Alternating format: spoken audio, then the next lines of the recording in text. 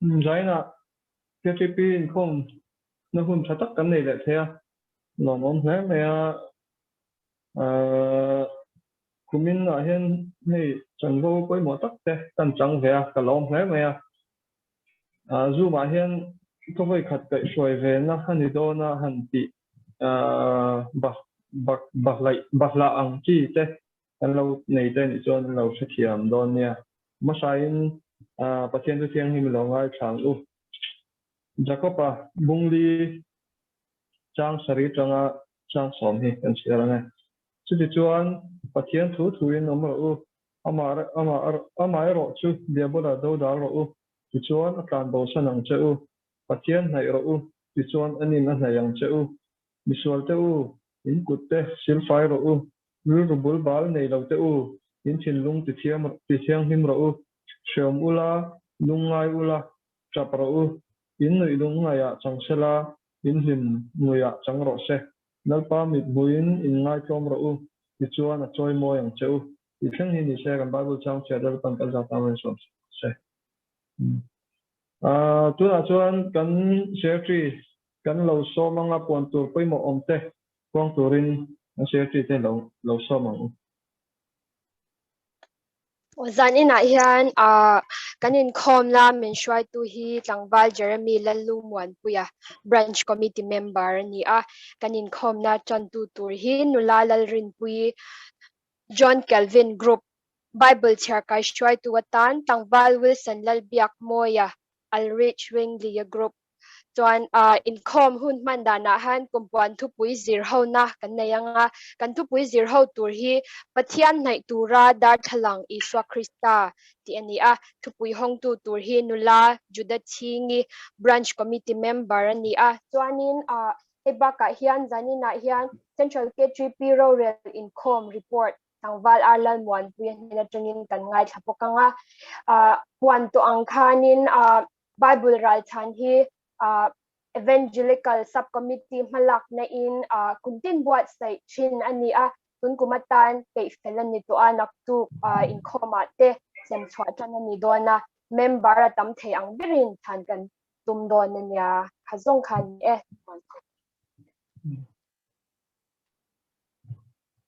tu na chuan kan Tantu nula Lalrinpuii chan na hun hang turin lo so mang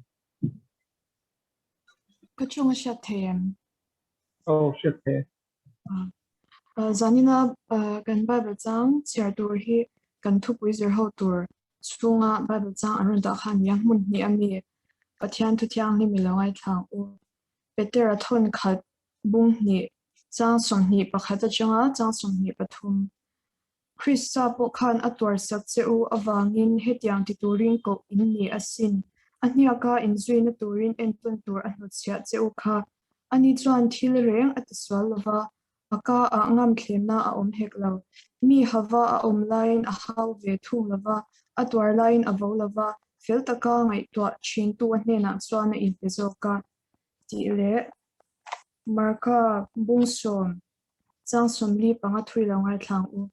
machine fapa mi po rongbo saka turin a local lova rongbo turle mitam tak tlan nana anun pezok turin a local an si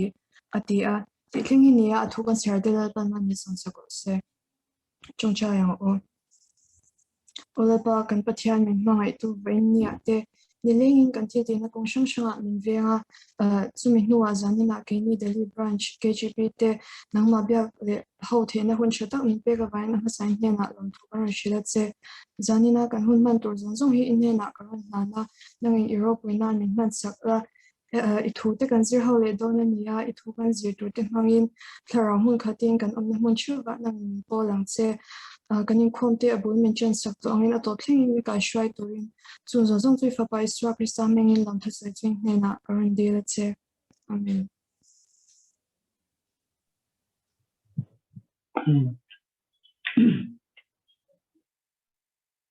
tu na chuan Bible chang chhiaro na hun kan lo nei do na nga kan Bible chang chhiaro min kai Hruaitu tur thangwal Wilson Lalbiakmawia lo so mang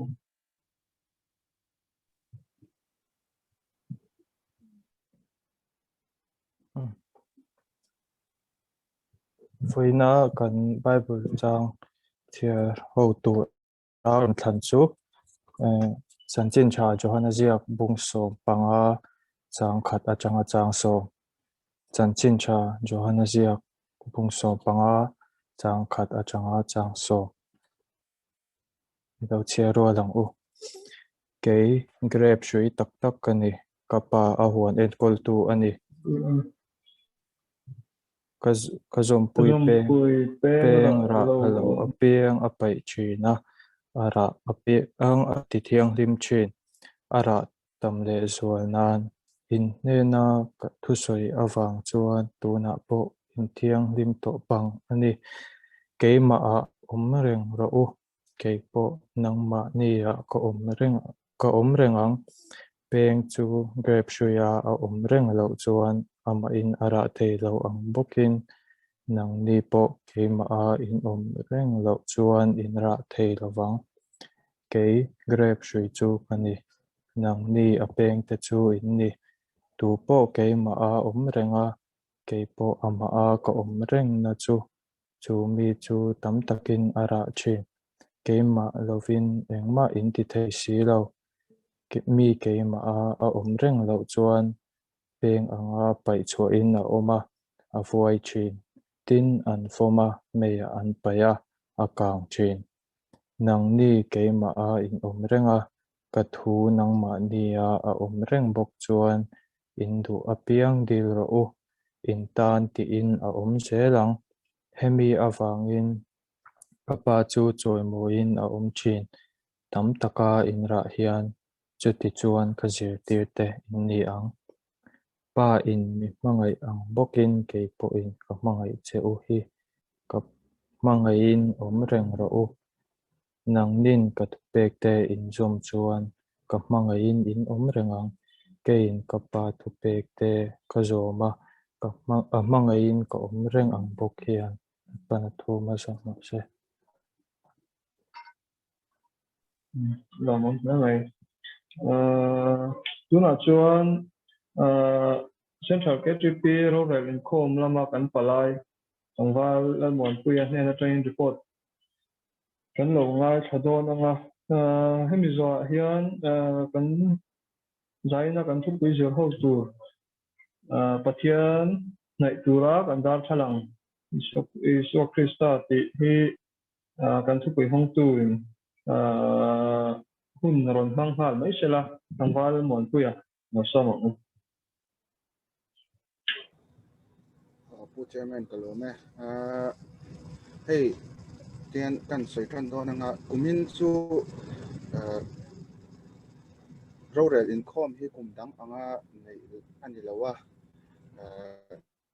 kumdanga chuanin branch I o palai amasa kan soi do chu branch I o palai an tir thina tun tumai ro chuanin Inkhawm thei zat te sarkar na min kaihruaina dana atlema wangin le shi te lenga wangin tiang chuanin BLI oin palai tirni se ti in Central KTP hianin aron rela ti chuanin keini hi thuma angin kan soi me ma hian keini hi BL ani chi lo mai la Central KTP in BL anga miron recognize sang khanin hianin kan hankal bitel li ai o kal phei masain kan soi tuani chuanin ni china ka soi tak ang khan ka network hi thal tuk lawa I ka tong tonia I ka soi tak ang khanin komin chu shileng wangin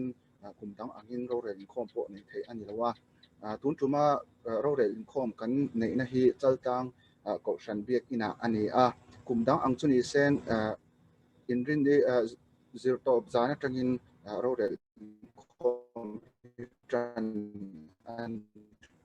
ani anga kumina ero chuanin zir top atran lawin March chung khanin rural Inkhawm hi nei ani chuanin amni ma chawk March ni ruka hianin rural Inkhawm taka hi nei ani he Inkhawm hi dar kwale chan ve atran ni in he rural Inkhawm Reverend van Lalungmuanpuia khiang te in a kaihruaitu ani hi kan member then khat te chuan in kan shelo mai theia atam zo ke ro chuan kan hriat karinga hetlai del hi a po field secretary a lo om reng to thin kha ani a hei kan zinga po a fa te zinga mi kan member a te po an omani di kha kan han soitel du a chutiang chuanin central KTP hi Delhi branch tan hianin ami sang lo em a Delhi branch hi central KTP malak na emo hetiang a hianin kain tinai tu em turani ti kha kan han soitel lok bok ani tin ka soitak ang khanin ro rel Inkhawm hi kwale chan ve atanga jing dar kwale chan ve atanga tran ani a ro rel ani tran ma hianin finance report kan ngai tha a chuanin ti hian kan hriat tu chin poimo chau karon tar lang dona hun kan ei thek lo nain finance report chu hetiang hianin a khai khom na angin han report don taila sinot tang hianin sinot grant hi cheng noi somni pali sing thum kan donga hei hi estimate atangin noi som pali velin kan phalawa in January sang hi somni pakhat atanga kum sang hi somni atanga January sang hi somni pakhat thenga fellowship budget heta sumlu cha hi cheng noi som pasari sing ruk sang ruk le cheng som kwa ani a hei po hi cheng noi thum bor velin cheng noi thum noi li velin kan phalawa achan kan shreveka covid in min te buaya central KTP le khabu le khatianga sum a hmuna a hral thei chi ang kha tam tak hral thei lo ani a tin sum han song song hi cheng nuai somli pakhat sing kwa sang ruk le ni chin khan ka report suala sum lu song song hi nuai som pasari le sing ruk le sang ruk le som kwa ani a sum han song song hi nuai somli pakhat le sing kwa le sang ruk le som kwa ani a hei hi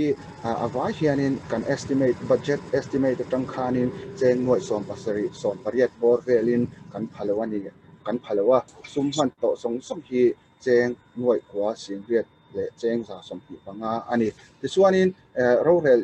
ro rel hi tran ani a ta chuanin palai hi mi zahi panga kan kal theia bial hi awain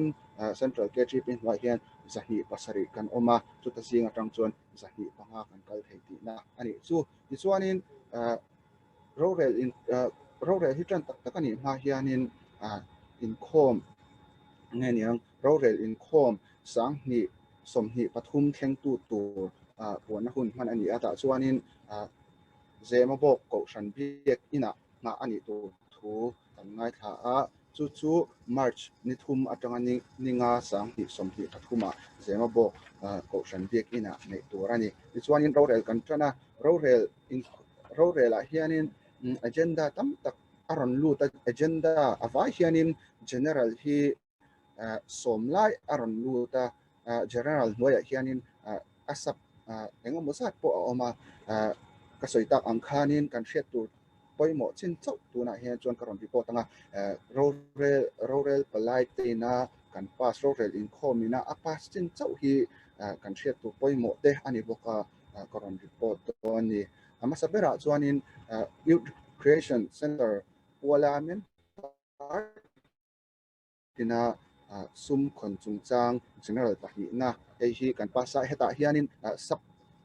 general te hi pathum lai a oma chung te chu hian han soi don ta ila YRC wala KTP member tina poisa khon le rot na bial par lai tang ron lu ta tin chung ba ka chuanin YRC tholom hi asang sanga la khom lewa pakhat to pala khoma la khom ni se ti in pulen veng thar bialin an ron agenda ron pulut boka ta chuanin kan YRC tholom la khom zat po hi sanin aizol khopuya chengza district capital somriat adanga somnga ti in aron rota tin heng ba ka hianin YRC member tina YRC pol hianin member tina tholom khonle ni se ta chuan aizol somriat district capital somnga mundang ti chu Mizoram pon ke ni branch te ni chu somthum ni se ti in mission veng bial in aron pulut boka chung pathum te chu agenda pakhata la khomin aizol khuchunga somriat district te da somnga mundanga somthum la khom le ni se ti in kan pasa tin general pathumna YRC wall budget siam ti hi aron lut boka chu branch bial pathuma tangin khatla bial ram thar bial le Dorpui bial atang aron luta YRC wala bial le branch special budget siam chungchang an rota anni hianin chu kan han ngai to hawngtu an Thupui ran putlu hi siam ramin branch ti lai hi pain biala chau special budget siamin siam ni se ti in kan pasa chumi omzia chu kumina tang hianin kan biala po YRC pual tholom kan tho ba ka khanin special budget aram lut to don ti nani tin heng ba ka hianin zan khat in khom tholom lak khom chungchang aron luta chu ta chuadin nge niang general te hi pangalai aron luta heta hianin ta chuanin general te a hianin pahi lai hi chu soi tum ain ang wangin YRC wala zan khat tholom la khom chungchang ve ve ani awangin pakhata kan la khoma chu kan pasa tin sinot hospital charity pual fan puala tholom la khom chungchang po aron luta chu po chu kan pasa ti chuan ma sengin ahma a kan tholom la khom thin chom don na puala in khom voi khat in khom tholom la khom chu hi bial pathum lai si phir mission veng le nursery ve bial tang aron luta he hi kan pas jinga mi niloma seng karon soitel angain ka hria a chan chu nakina kan hruaitu te tan po sum khoi thil ani wangin hriat atulin ka hria he hi COVID-19 in heti khophianin min ti buaya chutiang te ani awang le chom dol na ahma akan lo tho khom to kha nuai somhi pali pahni lai mai la man ban kuta ala awangin hei ero hi chu ya kumina tan chuan khon lo mai ni se ti in anrela tin general conference theng tu puala voi khat in khom tho lom la khom chungchang chama ribiela tangin aron luta chu po chu pass ani hei hi apoi mo hle me kan soi zaw lok tu chu central hemi general conference theng tu te hi hian budget sang tak te ain tuak thina ti chuan an poi pui thina chung budget an estimate an siam te chu an phak lo hno wangin para kan puina te an deal thin ani chung tiang te ani awang chuanin central KTP Hruaitu tam tak le KTP Hruaitu tam tak te hian nge niang ko sarkar kal dik lo tur po khalngil tu tur ko shan le thalai ten sarkara nge niang tran puina an deal sel chuan adik lo ti in chutiang laka kan lo film deuh theina na ti chu ani nakina member te pon hemi pual tholong te po kan hruaitu te pon an on na khon mai the in khom offline na in khom theite ni chuanin chutiang huna te po chuan thahnem lo ngai ta ila a thange ti chuanin general pangana HIV AIDS chungchang rotna agenda aron luta chu not van lai phai bial tang ani central KTP in HIV AIDS ma alak mek hi malak chun zom zel ni ro se ti in aron rata chu lom takin kan poma general parna po hi kan pasa chu tong trai rual chungchang ani heta hianin general te pali lai mai aron luta ta chuanin hian ol sam theyang berin soila branch sang pakhat theu tang bial sang pakhat theu tang ni Thupui awanga harsat na kan to pualte awanga tong trai rual te rampum huat chonghei tong trai te le ram Hruaitu te le rong bol tu ta na tong trai rotna te le rui hlongai te puala chonghei tong trai rotna te ani heng pali te hi agenda pakhatala la khomin rampum huat chonghei tong trai nei ni se ti in kan pasa agenda le ahun tiang arwa man na tu te chu central KTP in ron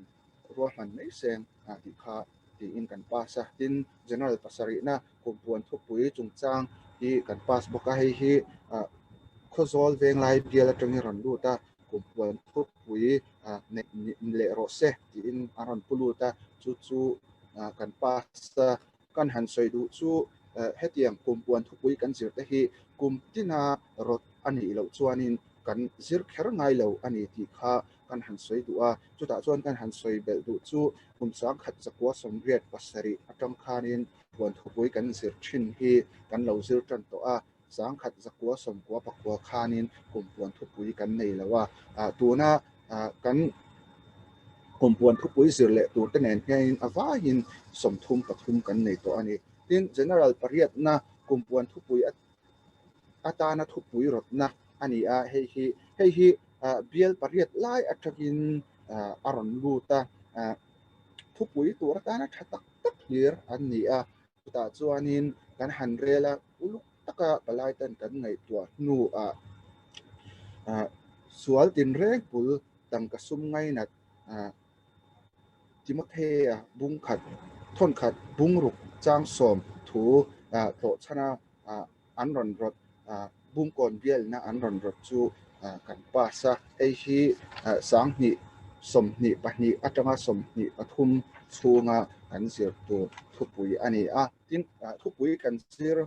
thina thupui zir ho na hun kan nei thina kan in khom thin chon kan hrianga khami chungchang kha general pakwana hianin aron lu ta heta po hianin thupui tu zir ho tur atana rot na hi pakwa lai pia sang pakwa atangin aron lu ta heng te hi ngun taka kan nu in central KTP kuta da ni seng anin thupui kan ziratana an du ber tha an ti ber kha ron rot nei se ti in kan pasa tin heng ba ka hianin floor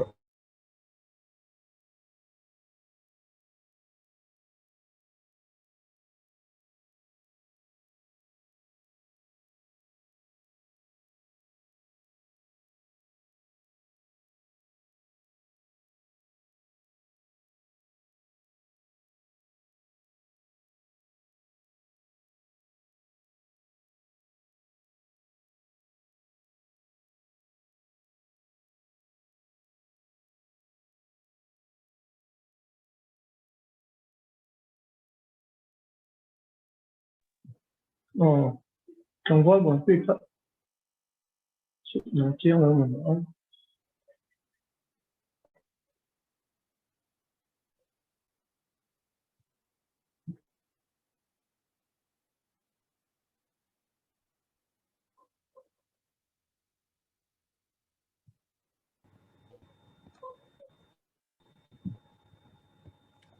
cái ron lu le ta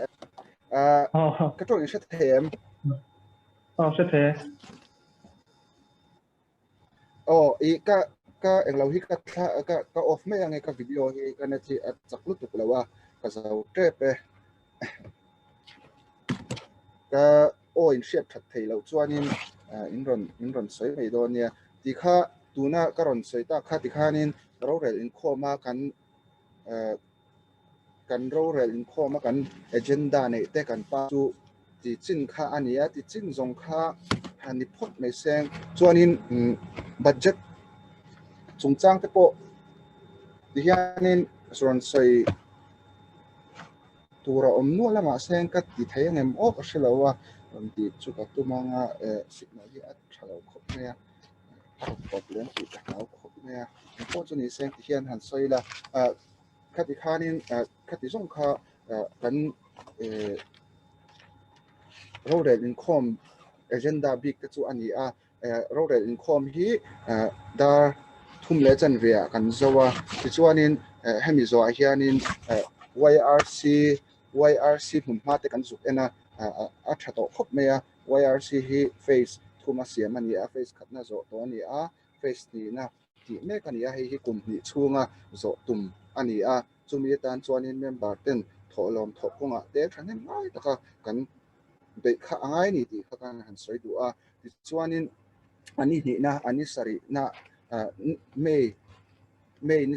March ni saria hianin he chuanin Inkhawm pa ngai chau ani a chu ma le chu nu che Inkhawm kan nei a ka soi tak ang khanin tum dang ang ani lawa tum chuni seng zana po ka Inkhawm tel tur ani ma seng in tu ma chuan ko hi che ka Inkhawm ani a ta chuanin chokma Inkhawm a hianin chokma Inkhawm hi Hruaitu hi upa sai ming thanga committee member ani a Central KTP Thusiltu hi Reverend Dr. C. Lalhira moderator Mizoram Synod ani a ani hianin mangai na mathe mangai na machuan chungchang thupui mangin aron soya chuta aron soi tera chu hianin Central KTP channel a khanin en tura om vek tho wang khanin hianin han soi tam mai la mangai na dik tak ke mani rong bol tu te ring tu te hian kan nei appointment ziale Isua Krista khan ama zui tu ama ring tu te trade mani chin chia na ta na atu tar chu mangai na ani thu te ram hruai chungchanga te chung ko chungchanga te le rong bol na chungchanga te mangai na appointment zia chungchang asoya tin Central KTP report Central KTP General Secretary atang kan ngai tha a chuta kan hriat tur poimo om chhun te chau chu karon tar lang le menga tuna po ti hian han soitai la in chhiar na lam hi ke ni tan chuanin poimo in ka hria a ti hian kan chhiar anga hetlai report om hi bial omzat zahni pasari branch omzat zariat somriat pathum member mi pa zat singkwa sanga zariat pariat member mai chia zat singa sangkwa somli panga ania member songsong hi KTP member songsong hi noi khat singa sangli zariat songa pathum kan ni a sanghi somhi le sanghi somhi pakhat chung khanin branch thar pasari lai an thingani ti chuanin khati zong kha chuanin kumpuan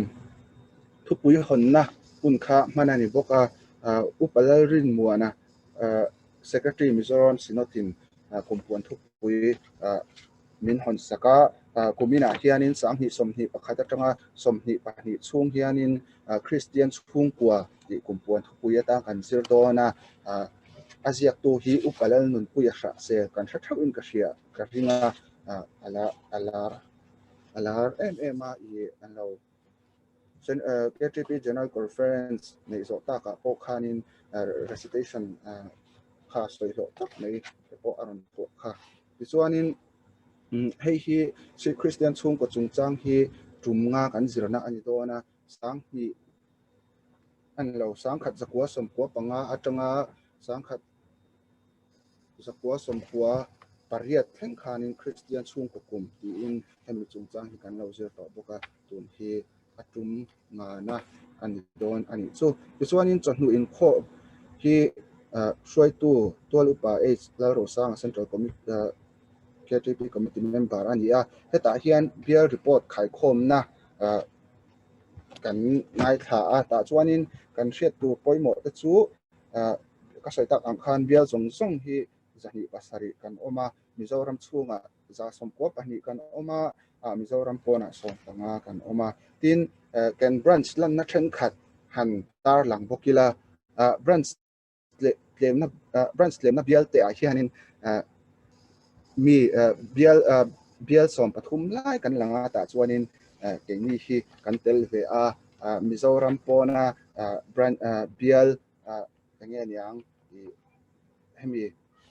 hmunpui ho zirlai tamna hmunpui ho khopui ho Hyderabad Kolkata Mumbai Pune ti vel ta ko an lang veka chungzi nga chuanin Guwahati nen che hianin branch pahni nei om chhun kan ni nge ani chuanin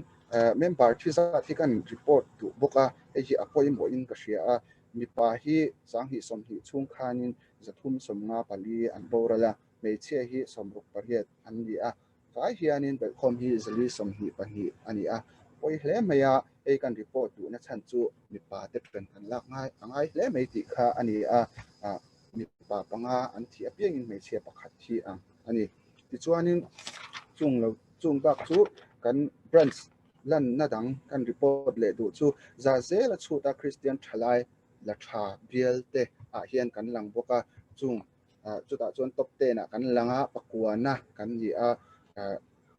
za zela chutin 51.59% in kan la a hei ta po hi thil thalam in ti mu zel chi ani a member te pon chan kan lak zel atulin ka hria tin biak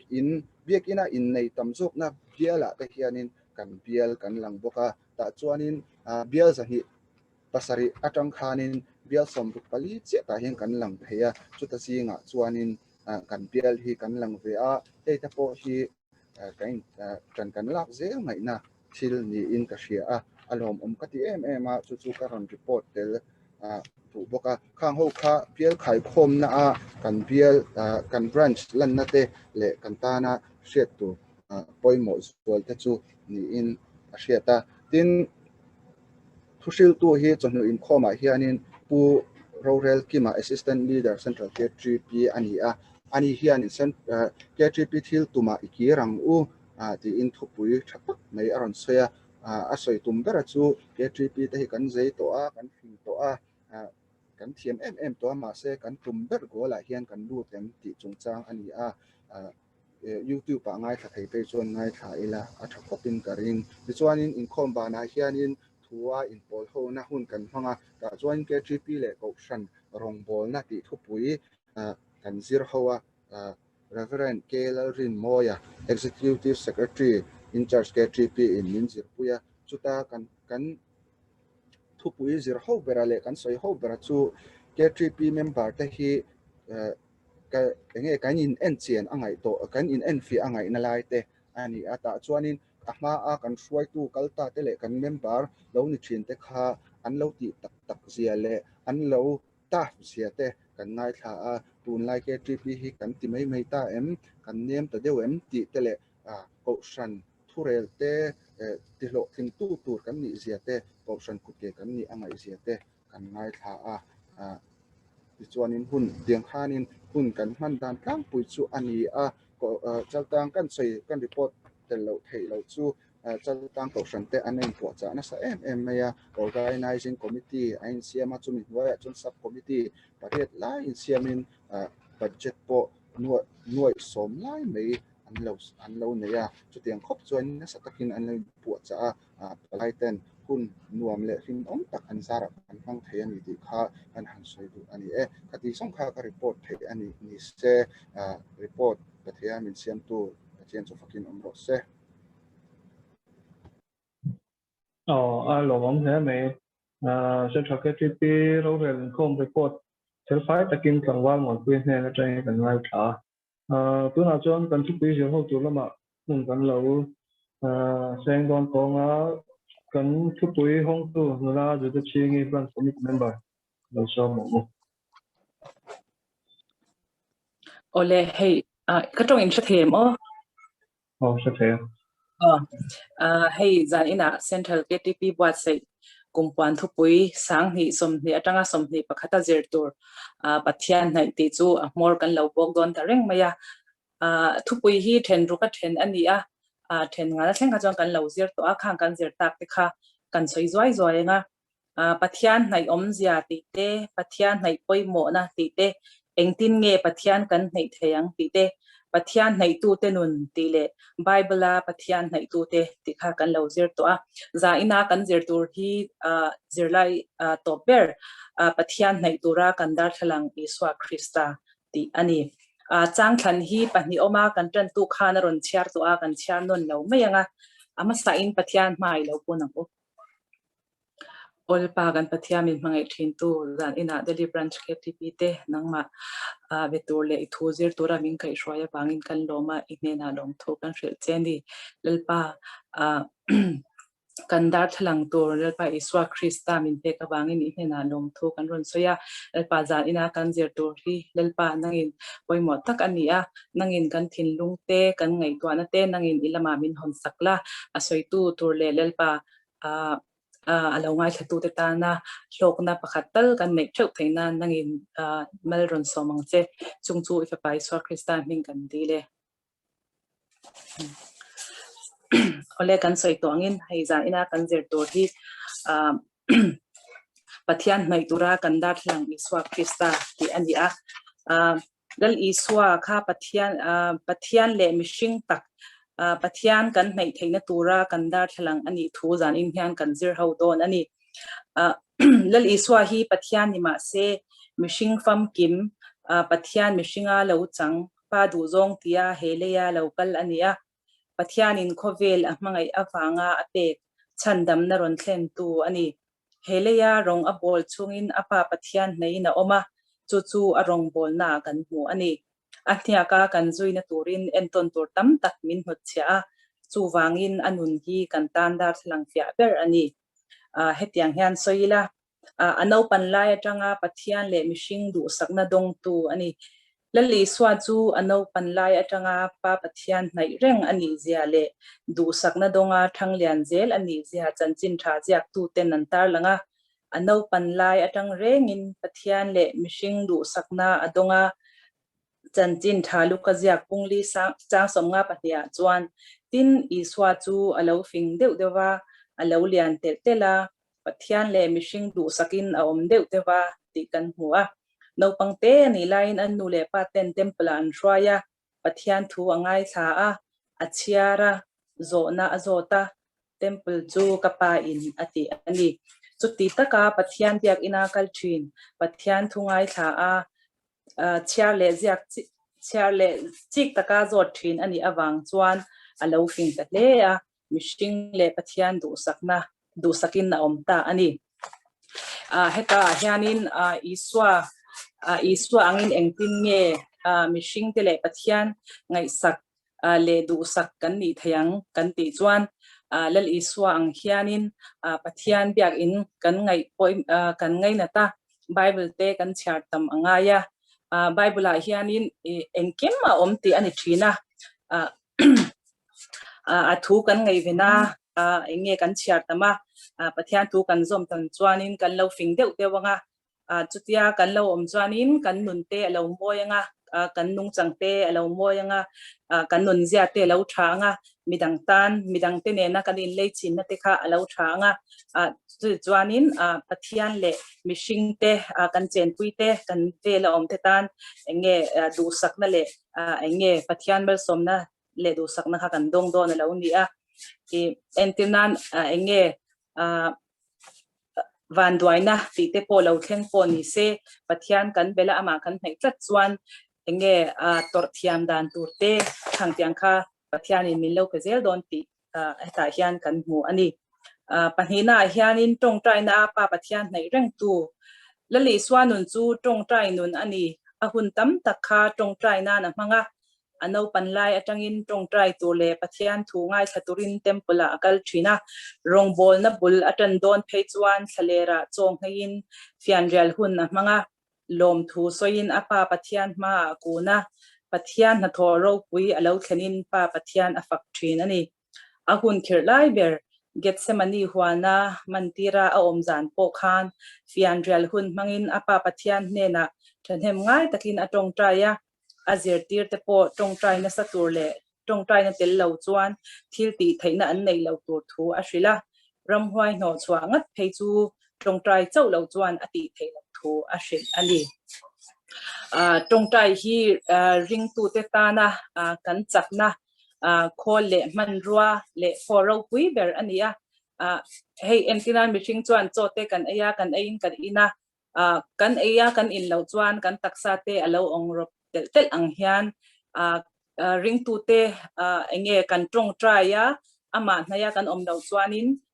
enge setenata na enge manrotang kai kha kan lo nei thea kan tel telanga kan rin na alo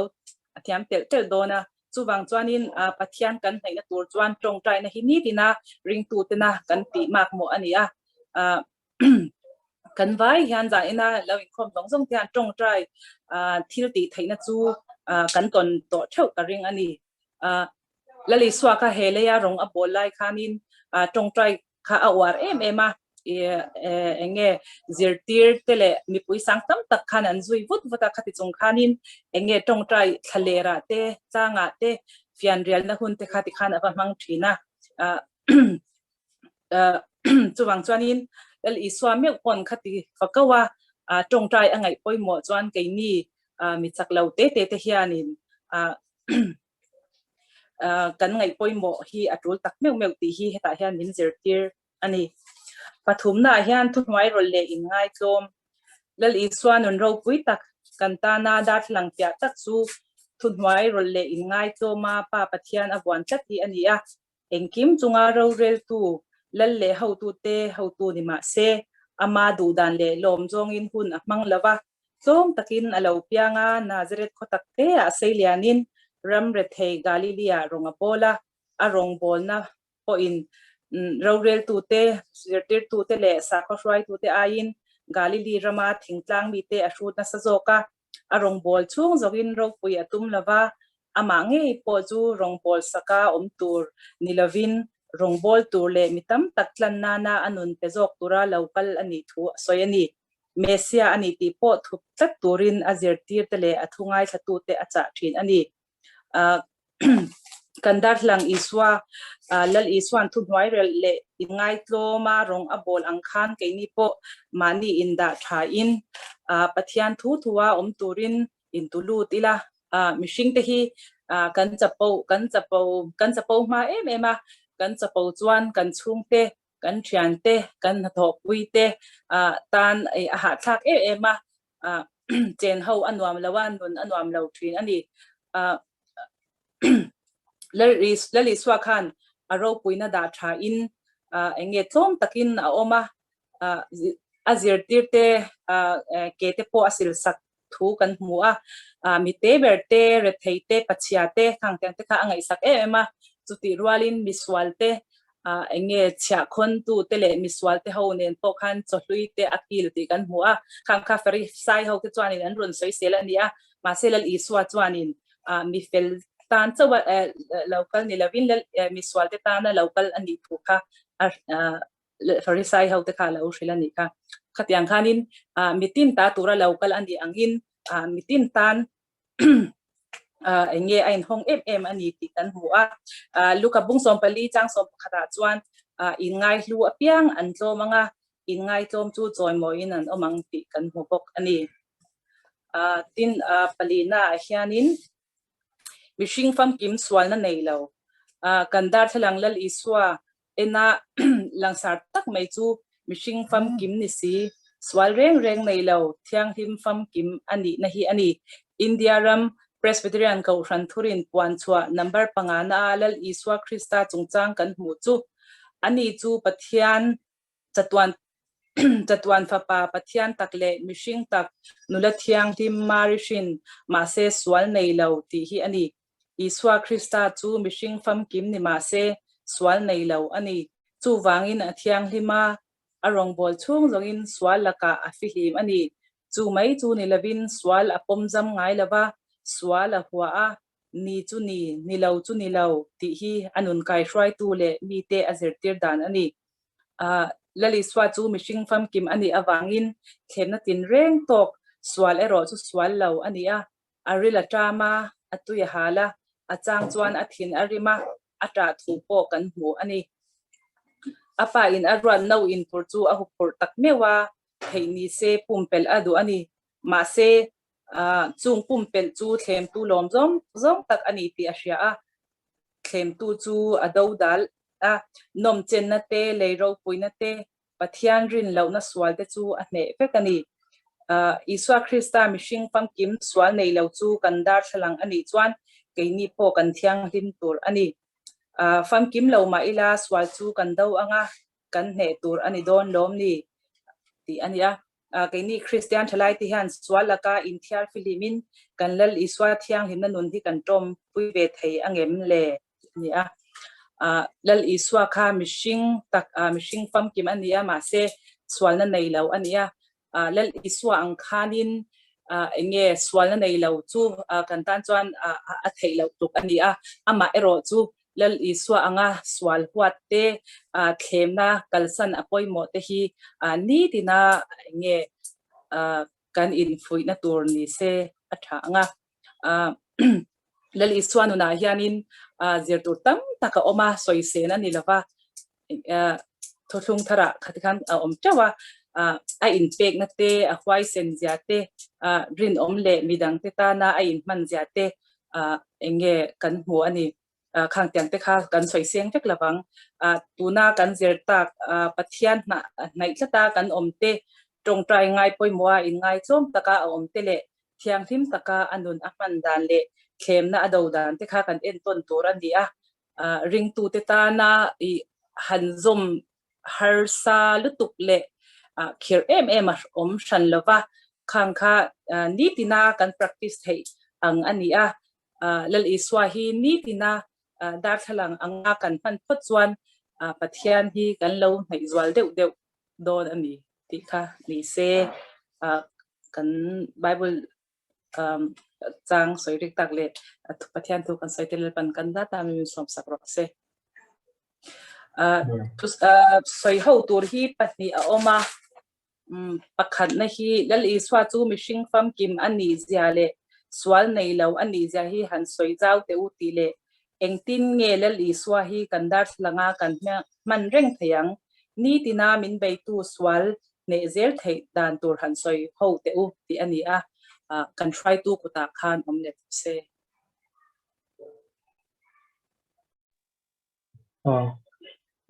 kan committee member nila Judachhingi hena tangin Thupui poi mo tak le thak hei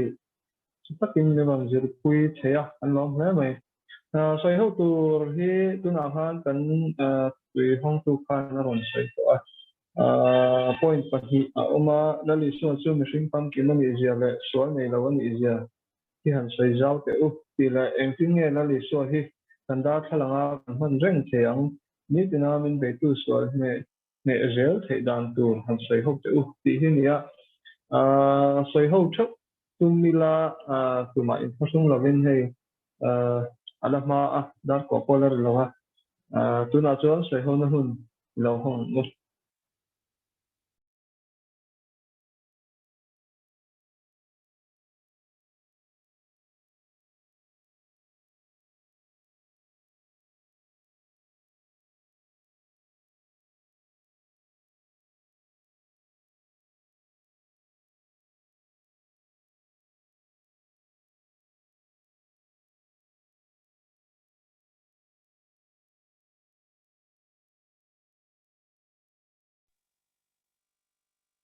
kan interesting da ani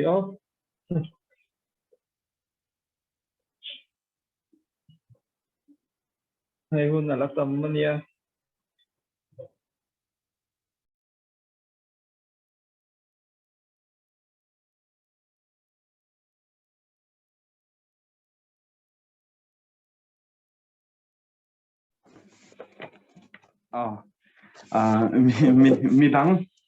midang an lo lang hri lo em hei Thupui Pathian nai ti Thupui ni kuma train kan zira ni kum brina trangin atop khar na tur alo ni to han soi shim kha atop khar na tur ani pol shim po hin kadua Pathian nai tura kan darthlalang atira khan nia ka kan Inkhawm Hruaitu Thupui hawngtu khan soi den to Pathian nai omzia te nai poimo na te engtinge Pathian kan nai thiang Pathian nai tu te nun ti te Bible Pathian nai tu te ti te kha kan zir chawa to pa chuan aron khai khom fel ta thak mea kan darthlalang Isua Krista Pathian nai turin kan ti ve tur kha ron ti Thupui mang khan aron da ta ta hian aron khai khom jim to khop mea kan zir pokha chiang viamin ka sia chu abuchung thu hrim a po hian zan ina kan zir hi apoi mo in ka sia Pathian nai tura kan darthlalang mishing nuna shim po hian tuwe moni hi han enton donila kan duang hian an ange ni midangin than lo ti ve an lo ti lawa politician tu te moi hi kan role model tan mang han tila tuwe mo khan alo du lo zong tak alo ni mai theya adik lu tu ka wangin an lo du lo theya adik lo wang te na mo midang khotlang mu lovin thil swal po lo ti pal theya khatiang khan tin tute mo le khatiam tak te po ni ro se tin lo na lai kha lo om thina mar chu Isua Krista kan darthlalang kan in enfi na tura ta na Isua Krista kan nei hi alom umba ka helaya atopa aron khai khom na hi a tha in aron khal gol thato shim hi ka ti a nge ni hemi Thupui a Pathian ano panlai tangte tongtraya Pathian hnai reng tu ni na te thunoi ro lin ngai tlo mihring fam kim sual na nei lo ani na zong zong te po aron tar lang vek to helai soi ho tur pahi na hi engting nge lali so hi kan darthlanga kan man reng theang ni tina min beitu sual ne zel thei dan turan soi ho tu atia Pathian I kan zirlai chung mi na soi fia tong khan kan darthlanga kan man reng theina tur chuan kan in en fia na tur khan ni maya pakhata chuan Isua Krista du zonga nun khi atha in ka sia a mi tu te monun kan soi tong khan han kopia han en tona han ti ringot po khan ala dik fam kim theilo ni kan darthlanga han man tur mi fam kim kha anom lo wang khan Isua Kristan min tur saka mishing fam kim mishing le helai hian nge ni mi fam kim ani na lai kha aron tar lang to boka chuta po chon mi fam kim ani na te sual nei lo ani zia te mishing fam kim ani zia te ka kan mu to ang hian kan darthlanga tan hian Isua Kristai kan ni tin na hian mang tai la engting nge Isua Kristan ati keima ni a chuan han in thiam lo na neu te po om thina thil kan ti do na fak chopa kan in thiam thei sham te po om thina amar chu Isua hena tikherang em ti te po hi ka ngai to ve thina tin mi ne na te po mi chin thalo te han ti satlia te kan ma son theina tur ta na han soi te po om thina Isua Krista engani te kan soi mai thing hong bua he khovela local na mir thei pachia te aron leina ta Pathian he khovel mi ten enga tan ma kan ngai lo te po aron mangai ema ti hian chang chon ka ngai to thina mi hne na mana po ka soi to in ka sia za mo te fiam thu thalo te kan ti don mi chin thalo te po kan lo soi pal thea amaro chu kan va soi na mi hring te kha Isua chen chil Isua du zonga nung thin Isua poina chen chil tlat mi hring lo ni ta se kha za mo ka va shil ruk su kha Isua shil ru su anga hian hanin ngai taila adik thei don lowa chu wang chuan mi tantine mo enge ni fiam thu thalo te za mo pui te mi kan mi bulate soichak riu na lo om po hian Isua han shil rudon ta ilang engtin nge ngayang le tia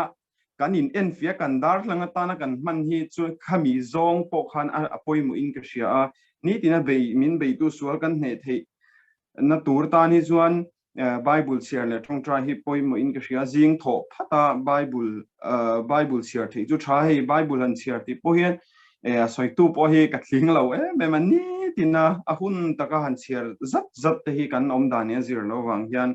arem chang thin lowa amar zu thongtra hi chu atame mo atle me mo ipindan ichwa san ma in I thongtra nga em lai na yang khan kan pindan kan chwa san ma hian han thongtra hi a thain ka sia zinga lom thu soina thil dil fak po achang hi chona ngai lo Pathian hen lom thu soina han neya adu zonga nung ve thei turan ni kan man theina tura han in hlan tharmol mol hi apoi mu in ka sia kan darthlang tura Isua kha apoi mo ba ka khan keima ni shim po hian tongtrai le Bible siara min bei tu sual kan hne theina tur hian nge ni Pathian hena ka in hlan tharmol mol hi poi mu in ka sia khat ti kha kan soi ve lo kani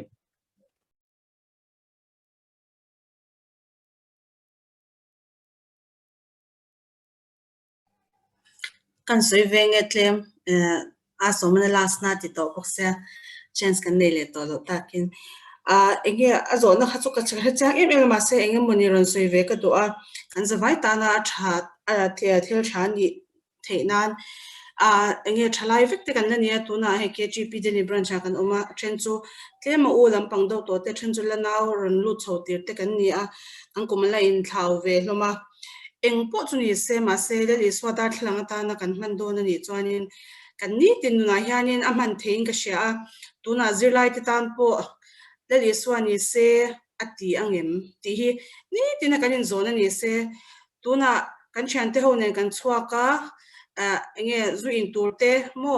meza zu ru turte thil chan drugs thil rang mi pan me che na te poni thang le Isua kha tun ka omna hian omse ati angem ti hi in zotila kan ri ru ina le Isua ni se ati lovang kan ti chu kan ti lo me turani chuanin na thok te tan po ti tai la ke ni te po medic nurse kan ni ta achang chuanin na te han tho pe lo do nge dam lo fellow ve tak tak te me ang ke ni aya nge kan tong kan lo in hu lo wang te he thin cha nge wa boy pu shom do te po kan tong the khatiang a po khani se le Isua ni se eng tin nge ma chunang ti le Isua ni se eng tin nge ati ang ti hi kanin zona hi ni vek se he ta mundanga na kan thokani emo enge call center ni emo lekha kan nazir ni eng pon ni ro se kanin zona kan thinlunga I kan ri ruwa kan ngai to hi acha thil tha hi chu in zona hi ngai lawani ma se thil tha lo hi chu I enge kanin zot non china ni tuna example me han pita ila bible chhar hi acha em ti han eng ma daw to omlo a chen pon a chen chalo ti khatyang kha omlo ani ma se zu in te mezia zuk te drugs te mi pat me cha te a tha em ti la heta chen kha chuan zu in te chu tunlai enge occasional de cham poi hleinem enge 50-50 khala ni thau mo chawang chuanin khatyang te khanin enge pathian le Isua ni se ti ati engem ti kanin zo a kan thinlunga a chan na kha kan chakan ngai changa le Isua ati du tura kan rin lo kha chu kan ti lo ngam kha enge a thaberin ka sha chutia anga min kai shwai thei tur chuanin bible hi kan chhiar tamangaya kan tong trai tamangaya bible hi chhiar liam many lovin azira kan zira hey a tha ema bible chhiar ti hanin bible study partner nei te hi anwam dang da ani bible te chan za ho pani pathum mo pali thlang ti te ang te ho khan whatsapp te po group han siamula ni tin tu veni tangin en lo tung kom tu thung thara ma tu thung hui ma cha chok veng u ti in chan za ho te khan han en lo ta ula ni tin bung thum bung ni chiar ta ula ti khanin khami bung ni bung thum atang khan enge in zir chwa Pathian ro puize enge in hu na khatyang te kha han in share ton te kha anwa ani kha ring tu te chu mani chaw om tur kan ni lo angin in ti chak ton zel tur kan yang khang khati khanin bible study group te po kha enge ke mani kan the enge tun lai technology mang te po khang kan ti ve the ni ti kha kan han share do am he khoveli enge atunang la ya thil ngai zamna mo he chu it's okay enge khovel thil hi kan ngai zam to ani ken ke te po kan ni tho ta thil tam tak ma se le Isua hianin enge thil thalo kha chu angai zam don chang lawa le Isua chu din na ngai ading renga ke mani na ama thalo kan ti tun nuwa khovel in kha ka wanga tha kan lo ti ngot khala le Isua in kina ke mani min judgment khanin a thak ve ngot don lo ni a criteria kha le Isua in a criteria man kha angai renga ni ti kha kan share da poimo in ka share a mishing da chuan criteria sang kan siama ma se kha mishing kan ni angani ma se le Isua chu thak ve don lo ni chuwang chuanin eng po ni se ke le Isua ni se ati engem le Isua ni se ti hian ko sa angem ti khanin ni tinin in lawila bible chhiar le tong trai word de vila chu kan han soi ve do ni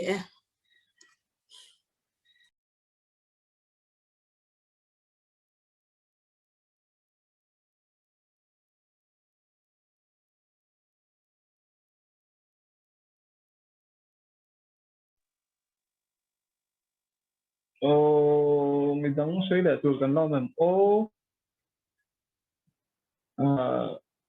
soi du le deuh ang te